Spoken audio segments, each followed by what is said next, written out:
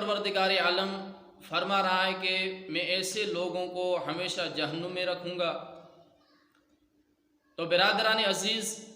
شیعان حیدر قرار، محبان امیر المومنین علی بن ابی طالب علیہ الصلوۃ والسلام، اس دنیا میں دو ہی قسم کے لوگ ہیں جو بستے ہیں، دو ہی قسم کے لوگ ہیں جو بس رہے ہیں، رہ رہے ہیں۔ وہ ہیں ایک خاطی مذنب و عاصی، اور ایک ہے عبد الہی۔ ایک وہ ہیں جو خدا کی نافرمانی، خدا کی معصیت میں، خدا کی ناپاسداری میں اپنی زندگی بسر کر رہے ہیں۔ ایک وہ ہیں جو اللہ کے مطیع و فرما بردار بندے ہیں۔ تو دونوں کا پروردگار عالم نے دونوں کا تذکرہ اسی سورہ میں ایک 81 میں ایک کا تذکرہ فرمایا ہے، اور دوسروں کا 82 آیہ کریمہ میں خداوند متعال نے تذکرہ فرمایا ہے۔ تو دو قسم کے لوگ یہاں بس رہے ہیں، ایک وہ ہیں جو اللہ کے مطیع و فرما بردار ہیں، ایک وہ ہیں جو مذنب و عاصی، جو خدا کی زمین پہ رہ کر خدا کی نافرمانی کر رہے ہیں۔ تو اب سوال یہ ہے، یہ جو خدا نے فرما دیا کہ جو لوگ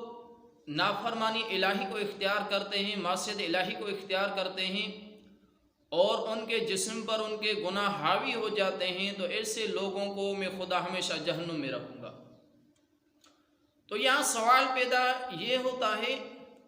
کہ پروردگار عالم کس وقت انسان کو، اولاد آدم کو، کن وجوہات کی وجہ سے جہنم میں منتقل کرتا ہے، جہنم میں داخل کرتا ہے، جہنم کی آگ کا ایندھن بناتا ہے۔ تو اس کا آسان سا جواب جو خود قرآن مجید نے بھی پیش کیا ہے، ائمہ اہل بیت علیہ الصلوۃ والسلام وارثان قرآن نے بھی اس سوال کا جواب دیا ہے۔ وہ کون سا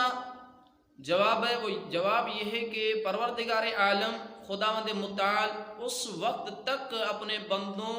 کو مشکلات میں داخل نہیں کرتا، عذاب سے دوچار نہیں کرتا، جہنم میں منتقل نہیں کرتا، جب اس کی طرف پروردگار عالم ہادی کو نہ بھیجے، جو اس کے لیے اللہ کی طرف سے ہادی بن کر ہدایت کا ذریعہ بنے۔ وہ ہادی اس کے لیے ہدایت کا نمونہ عمل و ذریعہ ہو۔ تو جب وہ انسانوں کے پاس، اولاد آدم کے پاس اللہ کی طرف سے کوئی ہادی ہدایت کرنے کے لیے آتا ہے، اور لوگ اس ہادی کی بات نہیں مانتے، خدا کی بات نہیں مانتے، ہادی کی بات کو ٹھکرا دیتے ہیں، خدا کی بات کو ٹھکرا دیتے ہیں، تو پھر پروردگار عالم ان لوگوں کو عذاب سے دوچار بھی کرتا ہے اور جہنم میں بھی داخل کرتا ہے۔ تو برادران عزیز، تو دیکھیں، جب ایک ہادی آتا ہے، ایک رہنما آتا ہے، ایک لیڈر و رہبر خدا کی طرف سے ہادی بن کر ہمارے ہدایت کے لیے آتا ہے، جب ہم اس کی بات کو نہیں مانتے، ہم اس کی بات کو ٹھکرا دیتے ہیں، ہم اس کی بات کو نفی کرتے ہیں،